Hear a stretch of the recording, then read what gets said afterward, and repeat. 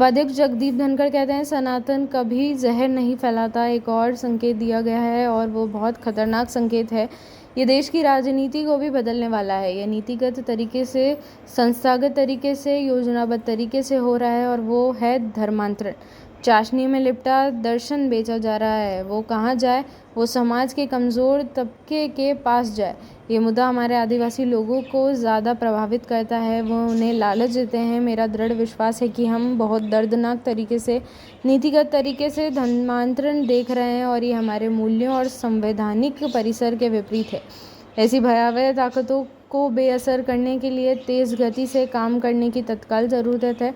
हमें सतर्क रहना होगा। आप अंदाज़ा नहीं लगा सकते कि आज भारत को विभाजित करने के लिए कितने लोग सक्रिय हैं। पंजाब के सीएम भगवंत मान को नियमित जांच के लिए फोर्टिस अस्पताल में भर्ती कराया गया है। विभिन्न परीक्षणों के माध्यम से सीएम की स्वास्थ्य स्थिति का विवरण लिया जा रहा है। डॉक्टरों का कहना है कि मुख्यमंत्री अभी बिल्कुल ठीक हैं और उन्हें कोई विशेष समस्या नहीं हो रही है। डॉक्टरों ने अपनी जांच में पाया कि उनके फेफड़ों की एक धमनी में सूजन के लक्षण हैं जो हृदय पर दबाव बना रही है, जिसके कारण रक्तचाप में उतार चढ़ाव होने लगता है। इस पर अभी कुछ और परीक्षण किए जाने हैं और कुछ और रक्त परीक्षण किए गए हैं जिनकी रिपोर्ट आनी बाकी है। केंद्रीय मंत्री और भाजपा के राष्ट्रीय अध्यक्ष जेपी नड्डा कहते हैं कांग्रेस पार्टी शहरी नक्सलियों की प्रवक्ता बन गई है और देश में विघटनकारी ताकतों को बढ़ावा देने का काम कर रही है। एक वैचारिक पार्टी के रूप में भारतीय जनता पार्टी अपने लक्ष्य के प्रति प्रतिबद्ध रही है और 2019 में हमने अनुच्छेद 370 को निरस्त किया और संवैधानिक एकीकरण को बढ़ाया। पश्चिमी पाकिस्तान से आए मनमोहन सिंह प्रधानमंत्री बने, पाकिस्तान से आए अडवाणी जी उप प्रधानमंत्री बने, लेकिन जम्मू कश्मीर में बसी पश्चिमी पाकिस्तान में शरणार्थी विधानसभा में वोट नहीं कर सकते थे। इस बार अनुच्छेद 370 के निरस्त होने के बाद वे पहली बार जम्मू कश्मीर की धरती पर विधानसभा के लिए अपना वोट डाल रहे हैं। चेन्नई के पूझल सेंट्रल जेल से आज सुप्रीम कोर्ट द्वारा कैश फॉर जॉब घोटाले से जुड़ी मनी लॉन्ड्रिंग मामले में जमानत दिए जाने के बाद रिहा होने पर तमिलनाडु के पूर्व मंत्री वी सेंथिल बालाजी ने कहा, मेरे खिलाफ जो मामला शुरू किया गया था वह एक फर्जी मामला था और यह सिर्फ एक राजनीतिक प्रतिशोध था। मैं इस फर्जी मामले को कानूनी तौर पर अदालत का सामना करके जीतूंगा। मैं डीएम के अध्यक्ष और तमिलनाडु के सीएम एमके स्टालिन और डीएम के युवा विंग के सचिव मंत्री उदयनिधि स्टालिन का आभारी हूँ। भवानीखेड़ा के मिलकपुर में एक सार्वजनिक रैली के दौरान मध्य प्रदेश के सीएम मोहन यादव ने कहा, एक तरफ कांग्रेस का वह निर्दोष नेता है जो हर जगह हमारे देश का अपमान करता रहता है। यह उनका इतिहास है। उनके परिवार से कभी कोई सेना में नहीं गया, लेकिन हरियाणा में लोग भयंकर लड़ाकों को जन्म देते हैं। कांग्रेस और उसके नेता बेशर्मी से हमारे सुरक्षा बलों द्वारा किए गए हमलों पर सवाल उठाते हैं।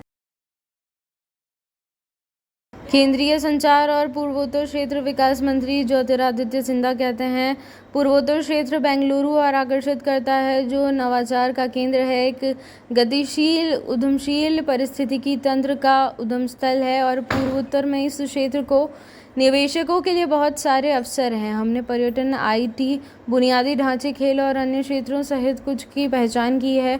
हम अगले साल पूर्वोत्तर के लिए निवेशक शिखर सम्मेलन में सभी निवेशकों की मेज़बानी करने के लिए उत्सुक हैं। दिल्ली के उपराज्यपाल वीके सक्सेना ने एमसीडी आयुक्त को स्थायी समिति के 6ठे सदस्य के चुनाव के संचालन की रिपोर्ट आज रात 10 बजे तक प्रस्तुत करने का निर्देश दिया है। यदि महापौर अनुपस्थित रहें या बैठक की अध्यक्षता करने से इनकार करते हैं तो उप महापौर से चुनाव संचालन के लिए बैठक की अध्यक्षता करने का अनुरोध किया जा सकता है। यदि दोनों अनिच्छुक या अनुपलब्ध हैं तो वरिष्ठता के क्रम से सबसे वरिष्ठ सदस्य यह कार्य करने का अनुरोध किया जा सकता है। मुंबई में भारी बारिश के कारण 4 लोगों की मौत हो गई। निचले इलाके में पानी भर गया, लोकल ट्रेनें रुक गई और कम से कम 14 आने वाली उड़ानों को डाइवर्ट करना पड़ा।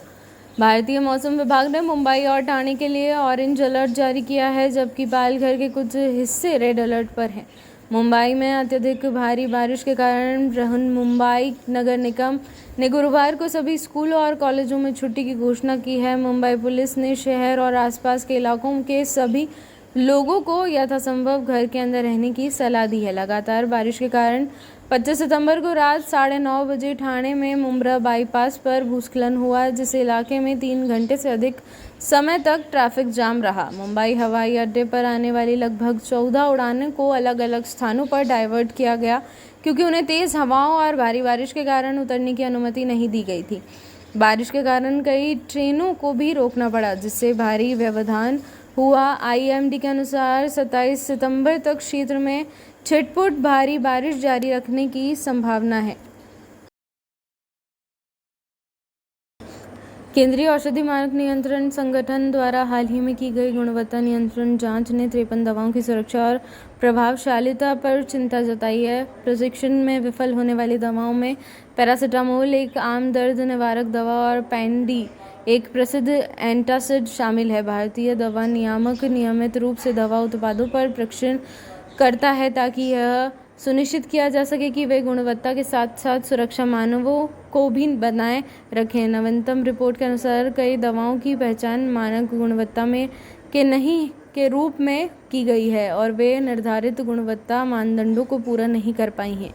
इनमें paracetamol, IP 500 mg vitamin B complex, telmisartan, सेफकल विटामिन सी और D3 विटामिन बी कॉम्प्लेक्स और विटामिन सी सॉफ्टेजल, रिफमिन 550, नेमुसिलाइड, पैरासीटामोल और क्लोजोक्साइजोन टैबलेट, क्लिफोरलॉक्सिसिन टैबलेट IP 500 mg, एमोक्सिसिलिन और potassium clavulanate tablet, metformin hydrochloride sustained release tablet IP और बहुत कुछ शामिल है। कोलकाता की एक ड्रग टेस्टिंग लैब के अनक्लेम हेल्थ साइंस की एंटीबायोटिक दवाओं पेन-डी और क्लेवम 625 की नकली बताया है। इसके अलावा उसी लैब की रिपोर्ट के अनुसार बच्चों में बैक्टीरियल संक्रमण के इलाज के लिए दिए जाने वाले सिपोडेम XP 500 ड्राई सस्पेंशन को घटिया घोषित किया गया है। इसे हैदराबाद में हेटेरो द्वारा निर्मित किया गया है। यहाँ की एक विशेष अदालत ने मैसूर शहरी विकास प्राधिकरण साइट आवंटन मामले में कर्नाटक के मुख्यमंत्री सिद्धारमैया के खिलाफ लोकायुक्त पुलिस जांच का आदेश दिया है, जिससे उनके खिलाफ FIR दर्ज कराने की प्रक्रिया शुरू हो गई है। विशेष अदालत के न्यायाधीश संतोष गजानन भट्ट का ये कहना है, उनके आदेश उच्च न्यायालय द्वारा राज्यपाल थावरचंद गहलोत द्वारा सिद्धारमैया के खिलाफ जांच करने की मंजूरी को बरकरार रखने के एक दिन बाद आया। सिद्धारमैया पर आरोप है कि उन्होंने MUDA द्वारा उनकी पत्नी BM पार्वती को 14 साइटों के आवंटन में अनियमितताओं का आरोप लगाया है। पूर्व और निर्वाचित सांसदों, विधायक से संबंधित आपराधिक मामलों से निपटने के लिए विशेष अदालत ने मैसूर के लोकायुक्त पुलिस को RTI कार्यकर्ता स्नेहमयी कृष्णा द्वारा दायर शिकायत पर जांच शुरू करने का निर्देश देते हुए आदेश जारी किया। न्यायालय ने दंड प्रक्रिया संहिता की धारा 156 की संज्ञेय अपराध की जांच का आदेश देने की शक्ति प्रदान करने के तहत जांच करने तथा 24 दिसंबर तक जांच रिपोर्ट दाखिल करने के निर्देश जारी किए। न्यायालय ने कहा, दंड प्रक्रिया संहिता की धारा 156 के तहत कार्यवाही करते हुए क्षेत्राधिकार वाले पुलिस अधिकारी यानी पुलिस अधीक्षक कर्नाटक लोकायुक्त मैसूर को निर्देश दिया है कि वे मामला दर्ज करें, जाँच करें तथा CRPC की धारा 153 के तहत आज से 3 महीने के भीतर रिपोर्ट दाखिल करें। इसमें धारा 120B, 166, 403, 406, 420, 426, 340, 351 और भारतीय दंड संहिता की अन्य प्रासंगिक धाराओं के तहत दंडनीय अपराधों को सूचीबद्ध किया गया है। कर्नाटक सरकार ने राज्य में मामलों की जांच के लिए CBI के 2 गई सामान्य सहमति वापस लेने का फैसला किया है।